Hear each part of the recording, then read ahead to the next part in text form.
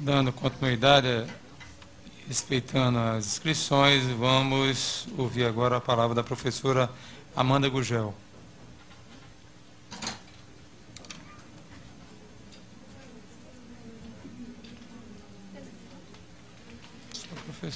Bom dia a todas e todos. Durante cada fala aqui, eu pensava em como organizar a minha fala, né? Porque, assim, são tantas questões a serem colocadas e tantas angústias, né, do dia a dia, de quem está em sala de aula, de quem está em escola, e eu queria, pelo menos, conseguir sintetizar minimamente essas angústias. Mas também, como as pessoas apresentam muitos números, e como sempre colocam, os números são irrefutáveis, eu gostaria também de apresentar um número para iniciar a minha fala, que é um número composto por 3 algarismos apenas, bem diferente dos outros números que são apresentados aqui com tantos algarismos, que é o número do meu salário, né? Um 9, um 3 e um 0. Meu salário base, R$ 930. E aí eu gostaria de fazer uma pergunta a todas e todos que estão aqui, sim, nível superior, com especialização. Se vocês conseguiriam, mas também respondam só se não ficarem constrangidos, obviamente. Se vocês conseguiriam sobreviver ou manter o padrão de vida que vocês mantêm com este salário? Não conseguiriam.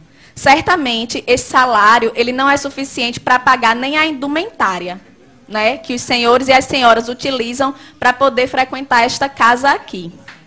Não é? Então, assim, a minha fala não poderia partir de um ponto diferente desse, porque só quem está em sala de aula, só quem está pegando 3 ônibus por dia para poder chegar ao seu local de trabalho, um ônibus precário, inclusive, é que pode falar com propriedade sobre isso. Fora isso, qualquer colocação que seja feita aqui, qualquer consideração que seja feita aqui, é apenas para mascarar uma verdade, que é uma verdade visível a todo mundo, que é o fato de que, em nenhum governo, em nenhum momento que nós tivemos no nosso estado, na nossa cidade, no nosso país, a educação foi uma prioridade. Em nenhum momento. Certo? Então, assim, me preocupa muitíssimo a fala da maioria aqui, inclusive da secretária Betânia Ramalho, com todo respeito, que é, não vamos falar da situação precária porque isso todo mundo já sabe. Como assim não vamos falar da situação precária? Gente, nós estamos banalizando isso daí. Estamos aceitando a condição precária da educação como uma fatalidade. Estão me colocando dentro de uma sala de aula com um giz e um quadro para salvar o Brasil. É isso. Salas de aulas superlotadas, com os alunos entrando a cada momento com uma carteira na cabeça, porque não tem carteiras nas salas. Sou eu a redentora do país? Não posso, não tenho condições. Muito menos com o salário que eu recebo. Tá certo? A secretária disse ainda que nós não podemos ser imediatistas, ver apenas a condição imediata. Precisamos pensar a longo prazo, mas a minha necessidade de alimentação é imediata. A minha necessidade de transporte é imediata. A necessidade de Jéssica de ter uma educação de qualidade é imediata, certo?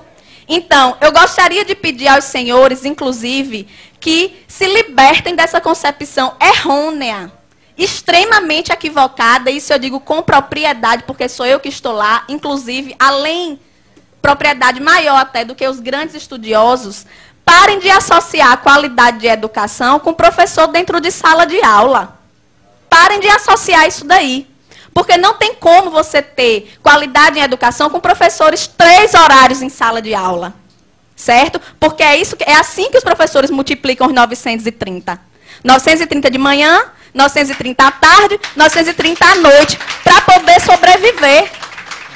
Não é para andar com bolsa de marca, nem para usar perfume francês. Certo? É para ter condição de pagar a alimentação dos seus filhos.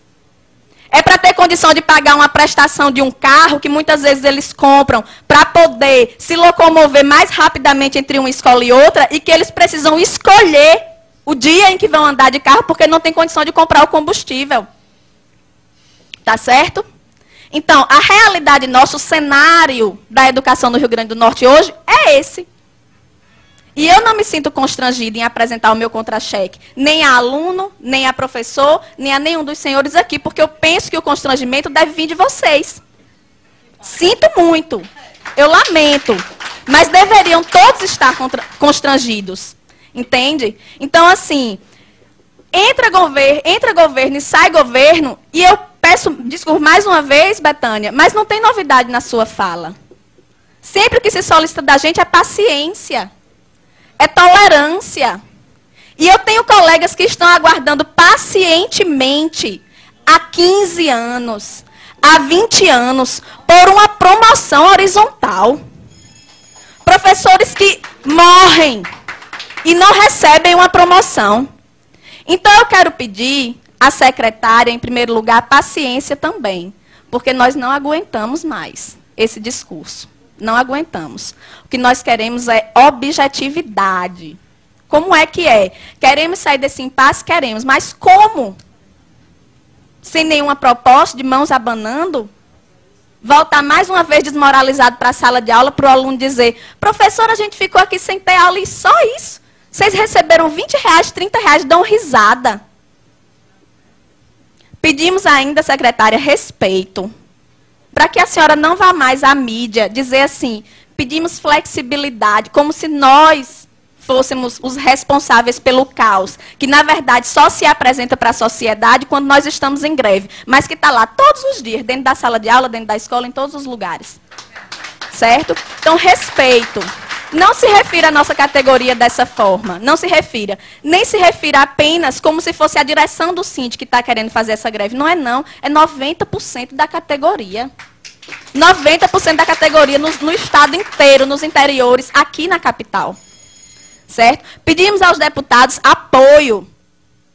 Estejam mais presentes, participem ali, vão à nossa assembleia, procurem ouvir esses trabalhadores, procurem saber a realidade. Certo? Pedir à promotoria que esteja com a fiscalização efetiva ao Ministério Público. Que não seja para dizer, professor não pode comer desse cuscuz, não, porque é um cuscuz alegado que a gente come, o cuscuz da merenda. Porque a promotoria está para lhe dizer que a merenda é do aluno, não é do professor. Certo? É assim que funciona. Diga-se de passagem, nós não temos recursos para estar nos alimentando diariamente fora de casa. Não temos para isso. Certo? Então, são muitas questões mais complexas, certo? São muitas questões muito complexas que poderiam ser colocadas aqui, mas, infelizmente, o tempo é curto e eu gostaria de solicitar isso. Em nome dos meus colegas que comem o cuscuz alegado, em nome dos meus colegas que pegam 3 ônibus para chegar ao seu local de trabalho, em nome de Jéssica, que está sem assistir aula nesse momento, mas que fica sem assistir aula por muitos outros motivos, por falta de professor, por falta de merenda, certo? É isso que eu quero dizer.